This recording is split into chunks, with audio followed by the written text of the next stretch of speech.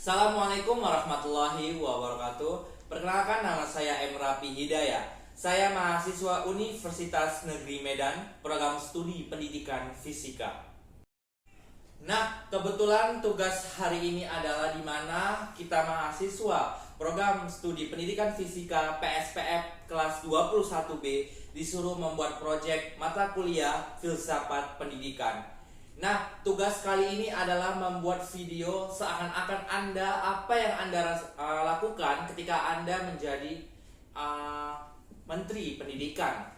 Nah, ada dua hal yang harus saya lakukan ketika nanti saya sebagai Menteri Pendidikan. Yang pertama adalah bagaimana sih siswa-siswi atau anak-anak peserta didik yang ada di Indonesia ini agar mencintai mata pelajarannya. Kita ketahui di Indonesia ini begitu banyak mata pelajaran. Contohnya ketika saya duduk di SMA, saya jurusan IPA, tetapi ada namanya mata pelajaran sosiologi dan ekonomi, walaupun peminatan. Cuman kenapa harus itu dimasukkan di jurusan kami IPA? Karena si anak IPA ini kan harus fokus dengan jurusannya masing-masing. Jadi ketika saya menjadi Menteri Pendidikan, saya akan mengurangi mata pelajaran dan saya akan sesuaikan dengan minat bakat pada siswa tersebut. Nah, mungkin masyarakat Indonesia atau orang tua yang ada di Indonesia ini pasti setuju. Mata pelajaran ini kita kurangkan. Kenapa? Karena setiap anak tidak semua mampu untuk mendapati semua ilmu dengan mata pelajaran yang dia tidak minati. Contohnya, misalnya kayak saya suka fisika. Tapi ketika saya di SMA, di situ ada pelajaran ekonomi dan sosiologi. Jadi saya bingung, saya harus kemana gitu. Tugas begitu banyak dan fokus saya itu jadi ambiar gitu. Jadi mungkin ketika saya nanti jadi Menteri Pendidikan, mungkin saya akan memfokuskan lah ya itu tadi namanya mata pelajaran sesuai dengan jurusan dia dan dia minati. Contoh di SMA, jurusan di SMA itu pasti ada namanya biologi, fisika, dan kimia dan matematika. Mungkin saya akan lebih memfokuskan dengan mata pelajaran itu. Mungkin tambahan kayak bahasa Inggris ataupun bahasa Indonesia gitu.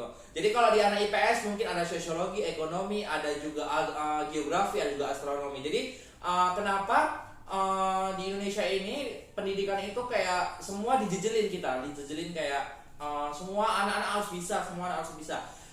Tidak seperti kita pikirkan gitu kan. Kadang anak ini punya kemampuan IQ yang berbeda. Jadi sehingga si anak ini jadi ketika dijajarin semua pelajaran maka fokusnya itu akan gagal gitu. Makanya mungkin ketika saya jadi Menteri Pendidikan, saya akan membuat efisien dan efektif mata pelajaran yang dia cintai. Jadi nggak perlu semua harus bisa. Yang penting dia ada minat bakatnya dengan satu mata pelajaran yang dia sukai.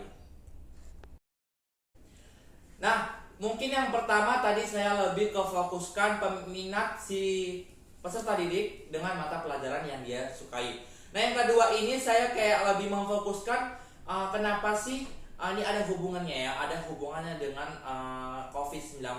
COVID-19 kita ketahui pemerintah bagaimana caranya dia usahakan supaya wabah penyakit COVID ini tidak ada. Dengan cara kita harus vaksin 2 kali, dengan caranya kita mau ke luar kota atau PCR dan sebagainya. Ada caranya, ada berbagai banyak cara yang supaya COVID-19 ini tidak ada atau hilang.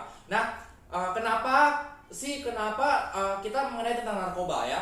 Kenapa anak-anak zaman sekarang itu peserta didik itu lebih cenderung ke narkoba gitu kan? Jadi mungkin saya sebagai Menteri Pendidikan, saya akan mungkin membuat program kerja yang ketika nanti anak-anak mau mengikuti ujian nasional, mungkin di PNS ya. Kalau mengikuti PNS udah ada persyaratannya, harus tes urin dia apakah narkoba atau tidak. Nah, kenapa siswa-siswa ini ketika mau mengikuti ujian nasional, kenapa harus nggak dicek aja bahwasanya anak itu terkena narkoba ataupun tidak? Maka daripada itu di yang kedua ini saya bagaimana cara mencegahnya narkoba dan hilangnya narkoba ada di Indonesia dengan cara kemungkinan ketika nanti anak-anak mau ujian nasional harus dicek, mau ngurus KTP pun gitu juga harus tes urin apakah dia positif narkoba atau tidak. Kemungkinan kalau seperti itu mungkin anak-anak Indonesia atau masyarakat Indonesia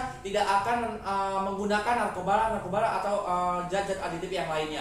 Mungkin itulah yang saya inginkan ketika saya nanti jadi Menteri Pendidikan. Mungkin saya akan membuat dua hal yang itu. Yang pertama mungkin hal yang minat mata pelajaran yang saya sukai, dan yang kedua adalah cara mencegah narkoba dengan cara itu ketika nanti mau ujian nasional harus cek urin apakah dia positif narkoba ataupun tidak, mengurus KTP, mengurus SIM dan sebagainya. Itu salah satu program kerja saya ketika saya nanti menjadi Menteri Pendidikan. Mungkin dua hal itu yang saya akan buat. Terima kasih, itu aja yang bisa saya sampaikan ketika saya jadi Menteri Pendidikan. Sebagai Emrah Hidayah, mungkin dua hal yang itu saya akan buat. Itu aja yang bisa saya sampaikan.